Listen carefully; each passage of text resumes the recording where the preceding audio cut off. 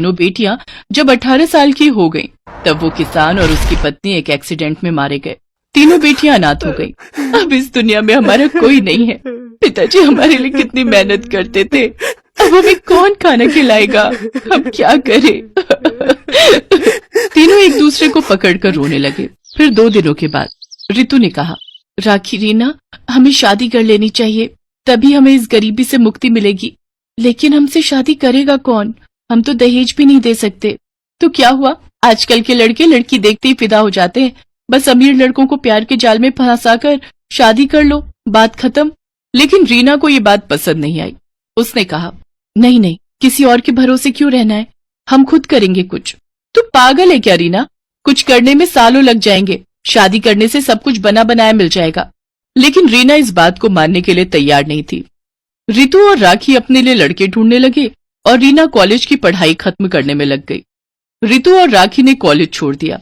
Social media के जरिए वो दोनों 2 अमीर लड़कों से मिले, सुहास और आकाश। दोनों एक ही अमीर बाप के बिगड़े हुए बेटे थे। रितु और राखी ने उन दोनों को अपने प्यार के जाल में फंसा लिया और कुछ ही दिनों के अंदर उन लोगों ने शादी भी कर ली। ससुराल जाने के बाद रितु और राखी के होश उड़ गए। अरे यार, कितना बड़ा घर है, कितने सारे फर्नीचर हैं। मैं तो हमेशा से यही सब चाहती थी। दीदी, यहाँ नौकर लोग भी हैं, हमें काम भी नहीं करना पड़ेगा। बहुत मजा आएगा यहाँ पर। अब पूरी जिंदगी आराम से बीत जाएगी। आपका आइडिया मस्त था दीदी। हाँ, मुझे पता है, वो रीना पागल है, अकेले उस गरीब खाने में पड़ी हुई है। रहने दो उसे, पूरी जिंदगी भर वो गरीब ही रहेगी। वो दोनों अपने पतियों के साथ खाना खाने बैठ गए। खाने में चिकन, मटन, पनीर सब कुछ था। रितु और राखी ने पेट भरकर खाना खाया। उधर गरीब झोपड़ी में रीना चावल में पानी मिलाकर खा रही थी। घर में वो बिल्कुल अकेली थी। उसकी आंखों से आंसू टपक रहे थे। आज पहली बार मैं इस घर में अकेली हूँ। पता नहीं वो दोनों अभी क्या कर रहे होंगे। हे भगवान, वो दोनों बस खुश रहे। खाना खाने के बाद वो पढ़ाई करने बैठ गई। अगले दिन वो कॉलेज गई। प्रिंसिपल ने उससे कहा, रीना, तुमने 2 महीने से कॉलेज की फीस नहीं भरी, कब भरोगे पैसे? माफ कर दीजिए सर, मेरे माता पिता का देहांत हो चुका है, इसीलिए नहीं भर पाई। ये सब बोलकर कोई फायदा नहीं होगा। फीस भरो, नहीं तो निकल जाओ इस कॉलेज से। प्रिंसिपल ने रीना को धक्के मारकर कॉलेज से निकाल दिया। रीना को बहुत दुख हुआ। हे भगवान, मैं तो पढ़ाई करके अपना करियर बनाना चाहती थी। क्या इस दुनिया में पैसा ही सब कुछ है? रीना काम ढूंढने लगी, लेकिन किसी ने उसे काम नहीं दिया। अगले दिन सुबह रीना जब घर का काम कर रही थी, तब उसके घर के बाहर एक गाड़ी आकर रुकी। गाड़ी में से रितु और राखी बाहर आई। अरे दीदी, आओ आओ, मुझे लगा कि आप लोग इस घर में कभी नहीं आओगे। नहीं नहीं, हमें तो आना ही था, हमें देखना था कि तू किस हालत में है। हाँ हाँ, तूने हमारी बात नहीं मानी। हम देख कितनी बड़ी गाड़ी में घूम रहे हैं। अच्छी बात है दीदी, लेकिन मुझे खुद से कुछ करना है, पति के पैसों से ऐश नहीं करनी है। तू खुद कुछ नहीं कर पाएगी। वैसे कॉलेज नहीं गई आज? वो कॉलेज की फीस नहीं दे पाई ना, इसीलिए कॉलेज से मुझे निकाल दिया। यही होना था। अब कर ले तुझे जो करना है, हम तो पति के पैसों पर ही ऐश करेंगे। वो दोनों गाड़ी में बैठकर चले गए। रीना को अपना पेट पालना था, लेकिन उसके पास ज्यादा पैसे नहीं थे। रीना के पास जितने भी पैसे थे, उन पैसों से रीना ने चावल और राजमा खरीदा और बाजार में राजमा चावल बेचने लगी। राजमा चावल खा लो, राजमा चावल खा लो, स्वादिष्ट राजमा चावल। 2 महीने बीत गए। रीना राजमा चावल बेचकर अपना पेट पालने लगी और घर लौटकर पढ़ाई करती रही। एक दिन रीना शाम को घर आई और पढ़ाई करने बैठ गई। तभी बिजली चली गई। पूरे घर में अंधेरा छा गया। अरे, आसपास के घरों में तो बिजली है, यहाँ बिजली क्यों चली गई? तभी रीना को याद आया कि 2 महीने से बिजली का बिल भी नहीं भर पाई है वो। लेकिन रीना को पढ़ाई करनी थी। घर में एक मोमबत्ती तक नहीं थी। अंधेरे में पढ़ाई कैसे करूं? पढ़ाई नहीं करूंगी तो मुझे नौकरी भी नहीं मिलेगी। बहुत सोचने के बाद रीना को दुर्गा माँ की याद आई। गांव में दुर्गा माँ का एक मंदिर था। मंदिर तो छोटा सा था, लेकिन मंदिर में हमेशा एक बल्ब जलता रहता था। रीना किताबें लेकर मंदिर चली गई। दुर्गा माँ की मूर्ति के सामने बैठकर बल्ब की रोशनी में वो पढ़ाई करने लगी और पढ़ाई करते करते रीना वहीं सो गई। सुबह उसकी नींद खुली तो उसने देखा मंदिर का पुजारी वहाँ बैठकर पूजा कर रहे हैं। पुजारी जी, आप कब आए? थोड़ी देर पहले आया हूँ बेटी। तुम सो रही थी, इसीलिए मैंने तुम्हें नहीं जगाया। लेकिन तुम यहाँ किताबें लेकर पढ़ाई क्यों कर रही हो बेटी? रीना ने उनसे सब कुछ कहा। पुजारी ने सब कुछ सुना और रीना से कहा, ठीक है बेटी, अब से तुम मंदिर में ही रहकर पढ़ सकती हो। यहां मैं तुम्हारे पढ़ने और खाने का इंतजाम कर दूंगा। तुम बस पढ़ाई करो और दुर्गा माँ को मन ही मन बुलाओ। दुर्गा माँ तुम्हें निराश नहीं करेंगी। रीना घर छोड़कर मंदिर में ही रहने लगी, जिंदगी बिता रही थी। उन्हें किसी भी चीज की कमी नहीं थी, लेकिन एक दिन रितु के साथ सुहास का किसी बात को लेकर झगड़ा हो गया। आकाश ने सुहास से कहा, भैया, रितु और राखी के चोचले दिन ब दिन बढ़ते जा रहे हैं। हाँ, वही तो देख रहा हूँ, कुछ करना पड़ेगा। इन दोनों को हमारी जिंदगी से निकाल देते हैं, हमें तो कोई भी लड़की मिल जाएगी। तूने ठीक कहा आकाश, अब रितु से मन उठ गया मेरा। मुझे भी अब राखी पसंद नहीं आ रही है। रितु और राखी को आइडिया भी नहीं था कि उन लोगों के साथ क्या होने वाला है। उसी दिन रीना का इंटरव्यू था। उसने दुर्गा माँ के सामने हाथ जोड़कर कहा, हे दुर्गा माँ, मेरे पास कॉलेज की डिग्री नहीं है, बस मुझे किसी भी तरह ये नौकरी मिल जाए, फिर मैं धूमधाम से आपकी पूजा करूंगी। रीना इंटरव्यू में गई। कंपनी के मालिक ने पूछा, तुम्हारे पास तो कॉलेज की डिग्री नहीं है, तुमने कॉलेज खत्म ही नहीं किया, तुम्हें हम ये नौकरी क्यों दे भाई? सर, मैं गरीबी की वजह से कॉलेज खत्म नहीं कर पाई, लेकिन बड़ी मेहनत से पढ़ाई पूरी की है। आप मुझसे कोई भी सवाल पूछ लीजिए।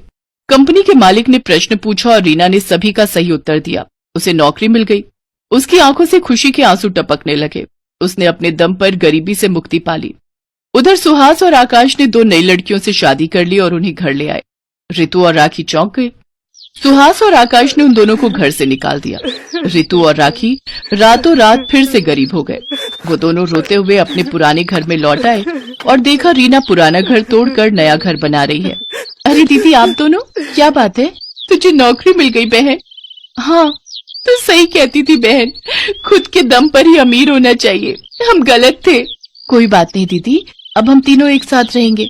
आप दोनों पढ़ाई शुरू कर दीजिए, बाकी मैं देख लूंगी। तीनों एक साथ रहने लगे। रितु और राखी पढ़ाई करने लगी और उन दोनों को भी नौकरी मिल गई। तीनों ने मिलकर बड़े धूमधाम से दुर्गा माँ की पूजा की और इस तरह तीनों बहनें अमीर हो गईं।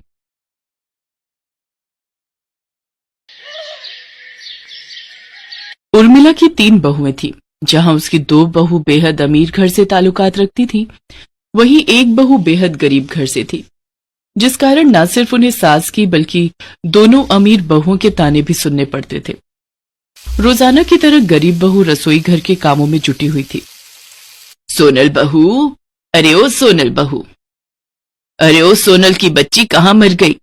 आई माँ जी। हाथों में चाय लिए हुए सोनल हॉल में आती है। ये लीजिए माँ जी चाय। क्यों रे मेरी गरीब बहू, चाय बना रही थी या बीरबल की खिचड़ी? इतना वक्त लगता है? माँ जी, अब घर बाहर का सारा काम भी तो इतना है कि दिन भर कठपुतली की तरह नाचना पड़ता है।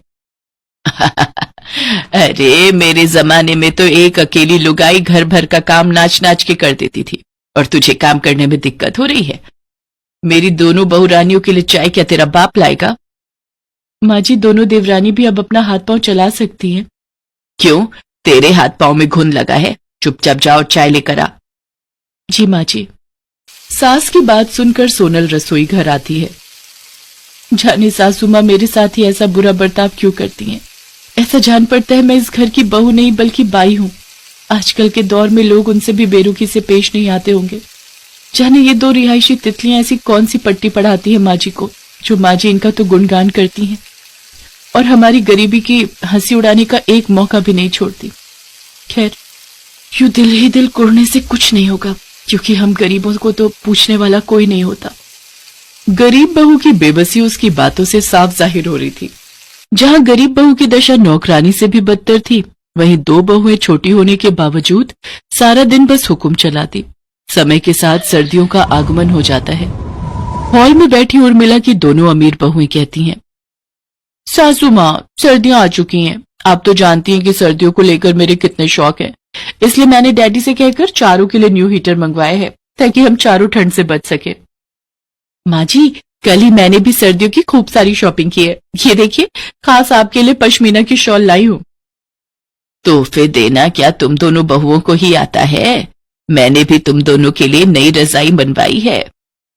माँ जी, इसकी क्या जरूरत थी? अरे जरूरत कैसे ना थी, तुम्हारे कमरे की रजाई पतली हो चली है। मैं नहीं चाहती कि मेरी बहुएं रात भर ठंड से ठिठुरती रहें, इसीलिए मैंने बिना देरी करे रजाई बनवा दी। और फिर तुम्हारी सास के पास पैसों की कमी है क्या? तभी सोनल उर्मिला से कहती है, माँ जी, जब आपने देवरानी जी के लिए रजाई बनवाई है तो लगे हाथ मेरे लिए भी रजाई बनवा देती। समाचार में सुनने को आ रहा है कि इस साल हो रही थी। जहाँ गरीब बहू की दशा नौकरानी से भी बदतर थी, वहीं दो बहुएं छोटी होने के बावजूद सारा दिन बस हुक्म चलाती। समय के साथ सर्दियों का आगमन हो जाता है। हॉल में बैठी उर्मिला की दोनों अमीर बहुएं कहती हैं, सासू माँ, सर्दियां आ चुकी हैं। आप तो जानती हैं कि सर्दियों को लेकर मेरे कितने शौक हैं, इसलिए मैंने डैडी से कहकर चारों के लिए न्यू हीटर मंगवाए हैं ताकि हम चारों ठंड से बच सके। माँ जी, कल ही मैंने भी सर्दियों की खूब सारी शॉपिंग की है। ये देखिए, खास आपके लिए पश्मीना की शॉल लाई हूँ। तोहफे देना क्या तुम दोनों बहुओं को ही आता है? मैंने भी तुम दोनों के लिए नई रजाई बनवाई है। माँ जी, इसकी क्या जरूरत थी? अरे जरूरत कैसे ना थी, तुम्हारे कमरे की रजाई पतली हो चली है। मैं नहीं चाहती कि मेरी बहुएं रात भर ठंड से ठिठुरती रहें, इसीलिए मैंने बिना देरी करे रजाई बनवा दी। और फिर तुम्हारी सास के पास पैसों की कमी है क्या? तभी सोनल उर्मिला से कहती है, माँ जी, जब आपने देवरानी जी के लिए रजाई बनवाई है तो लगे हाथ मेरे लिए भी रजाई बनवा देती। समाचार में सुनने को आ रहा है कि इस साल रिकॉर्ड तोड़ सर्दी पड़ने वाली है। ऐसे में मैं इतने दुबले पतले कंबल से कैसे काम चलाऊंगी? क्यों रे मेरी गरीब बहू, उर्मिला के पास क्या पैसों के पेड़ लगे हैं?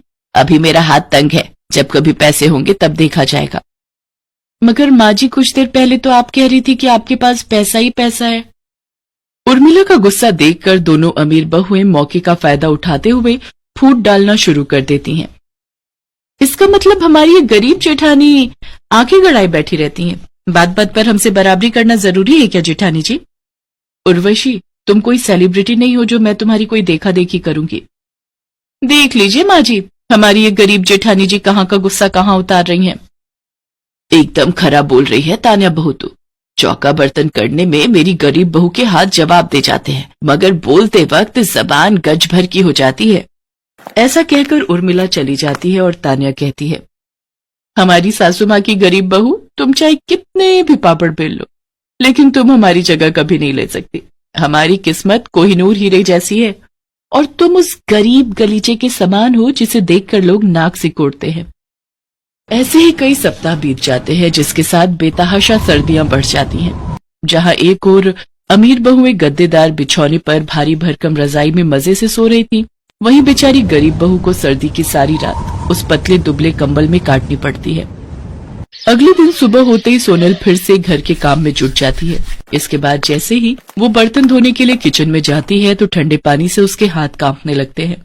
जिसके बाद वो अपनी सास के कमरे में जाती है, जहां पर उर्मिला रूम हीटर लगाए रजाई के अंदर बैठी होती है। तभी उर्मिला सोनल से कहती है, अरे बहू, इधर उधर क्या देख रही है? मेरे कमरे में चोरी करने का इरादा है क्या? माँ जी, मैं तो पानी गर्म करने की मशीन ढूंढ रही थी। सर्दियां बहुत बढ़ गई हैं, किचन के नल से बहुत ठंडा पानी आ रहा है, ठंडे पानी से हाथ जमने को हो रहे हैं। अच्छा, तो अब महारानी को बर्तन धोने के लिए गर्म पानी चाहिए? बिजली का बिल क्या तेरा बाप भरेगा? कोई मशीन नहीं मिलेगी, जल्दी से काम चोरी छोड़ और बर्तन धोने लग जा। इसके बाद खरी खोटी सुनाकर उर्मिला फिर से अपना पल्ला झाड़ लेती है और बेचारी गरीब बहू कड़ाके की ठंड में भी ठंडे पानी से ही काम करके गुजारा करती है। ना तो सोनल के पास स्वेटर होता है और ना ही शॉल। इसके बावजूद भी उर्मिला सोनल को ही बाजार सब्जी लेने भेजती है। लेकिन एक दिन उर्मिला की तबीयत खराब हो जाती है। उसके कराहने की आवाज सुनकर गरीब बहू जल्दी उसके कमरे में जाती है और कहती है, माँ जी, क्या हुआ? आप ठीक तो हैं? अरे, आपको तो बहुत तेज बुखार है। माँ जी, मैं अभी आती हूँ। इसके बाद सोनल किचन में जाकर काढ़ा बनाकर लाती है और उर्मिला को पीने के लिए देती है। साथ ही उर्मिला के सर पर ठंडे पानी की पट्टियां रखना शुरू करती है। सोनल कभी उसके हाथ दबाती तो कभी उसके पैर। सारी रात बेचारी सोनल बिना झपकी लिए अपनी सास की सेवा पानी में लगी रहती है। अगले दिन दोनों बहुएं अपनी सास के कमरे में आती हैं। गुड मॉर्निंग सासू माँ। गुड मॉर्निंग सासू माँ, क्या हुआ? आपका मुंह मरीजों जैसा क्यों लग रहा है? माँ जी की तबीयत कल रात से बहुत खराब थी, उन्हें तेज बुखार था। उर्वशी, चलो यहाँ से, कहीं हमें भी फ्लू न लग जाए। इसके बाद वो दोनों अमीर बहुएं वहां से चली जाती हैं और उर्मिला उनकी सारी बहानेबाजी समझ जाती है। मुझे तो लगा था तुम दोनों यहां मेरा हालचाल पूछने आई हो, मगर तुमने अपने तेवर दिखाई दिए। सोनल, मुझे माफ कर दो। मैंने हमेशा तुम्हें गलत समझा और तुम्हारी गरीबी की हंसी उड़ाई। शायद इसी कारण भगवान ने मुझे ऐसा भुगतान दिया है।